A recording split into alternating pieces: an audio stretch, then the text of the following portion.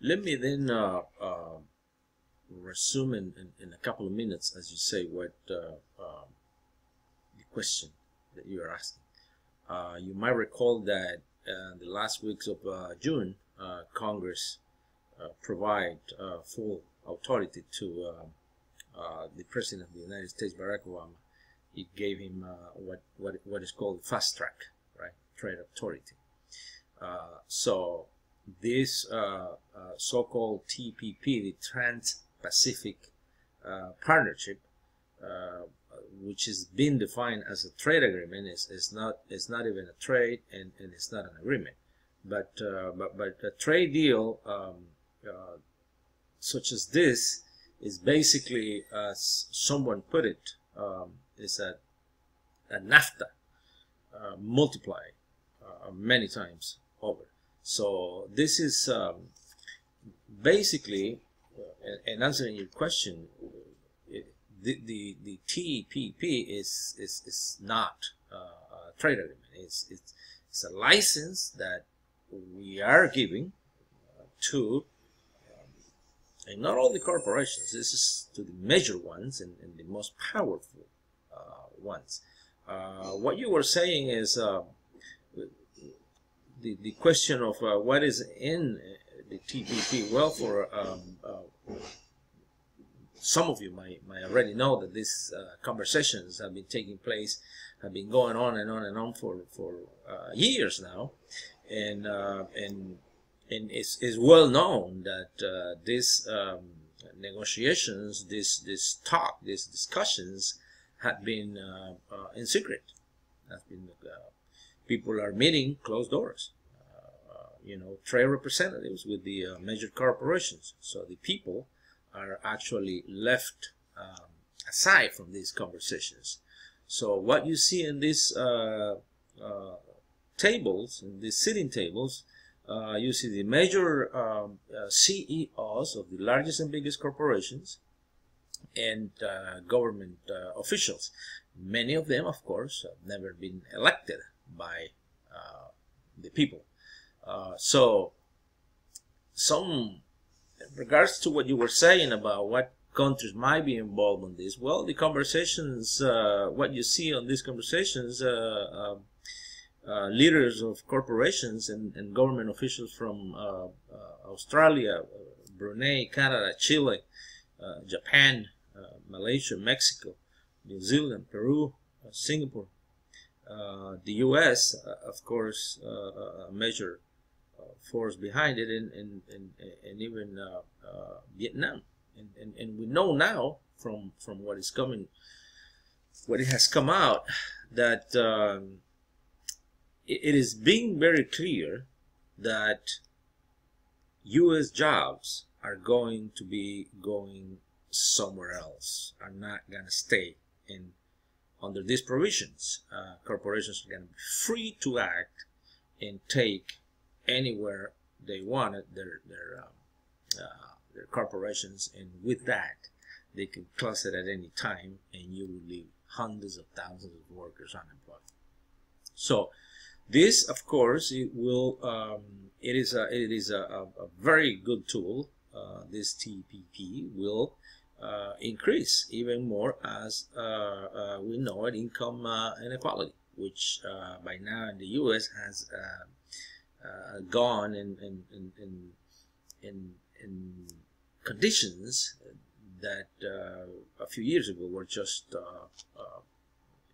never even dream of, that you will have the 1% owning close to 62% of what the rest of the population owns. So you're gonna also have a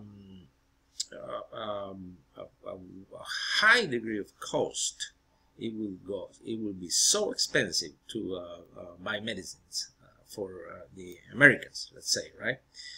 Because of the pharmaceutical industry is actually one of the major players on this TPP, and one of the and they are already having getting together, and just one or two corporations are going to dominate the pharmaceutical industry. So the other important element that one has to realize is what they're planning to do with the internet freedom, with the even as we know now from some leaked information, is that they're putting a price on internet users. So you might as well not seen under this quote-unquote treaty what we have now, which is, we just go in and click and log in, and we got internet. So now is going to, according to some documents, is going to be there will have to be a fee for almost everything, and also the food labels. This is exposing the U.S. to unsafe food and products, and of course all the reforms that people have been fought for and were in the process of being implemented. Let's say Wall Street, right? Wall Street are also going to go down the drain, as people say, right? So the other issue is that the provisions for international tribunals will empower foreign corporations to come and bring to sue governments, entire countries. So under this license, it is being considered that corporations can sue governments anywhere at any time. And one of the examples is what is happening in South America country, where you have one of the major cigarettes companies suing the government because the government has come up with a label in the cigarette box where it says that is not good for your health, kind of thing. So now this corporation is suing the government because they say that because of this label, their profit will be diminished. It's not that they are diminished right now, but potentially in the future. And under these circumstances, under this agreement, corporations will have a case, because there is a possibility that their profits will be minimized, and it's a huge fee that is actually pending that Uruguay might have to pay in the millions of dollars.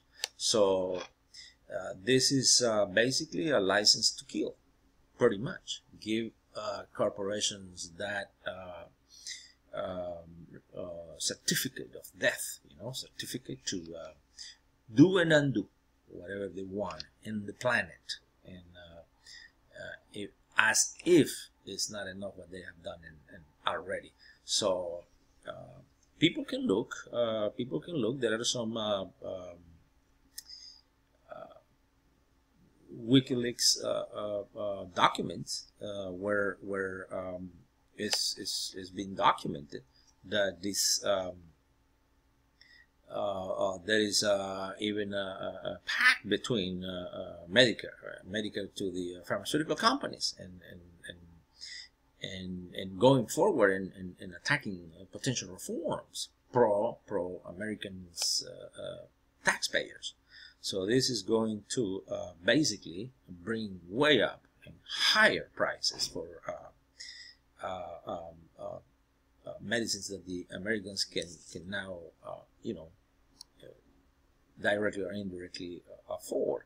So the secrecy in which this trade agreement is being conducted is alarming. Is alarming to the extent that not even the press has been allowed to document these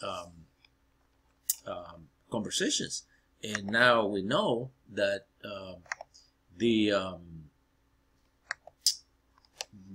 probably 80-90% of the chapters are remain in secrecy.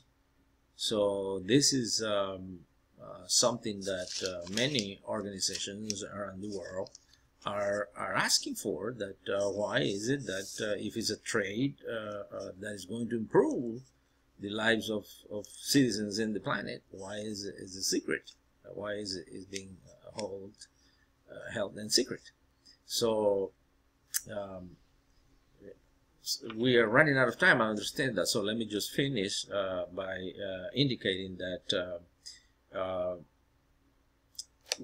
as the North American Free Trade Agreement showed, ever since 1990, the early 90s to now, this new agreement is going to increase the destruction of the planet, the environment, the conditions of the labor force are going to be diminished.